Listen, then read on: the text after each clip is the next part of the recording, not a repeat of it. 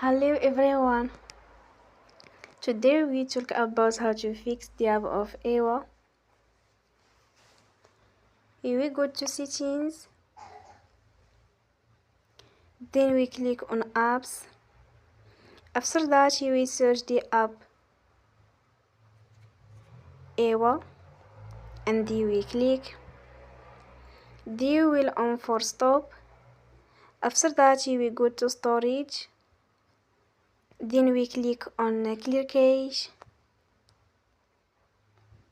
In the end, turn your phone and you will recharge your phone again.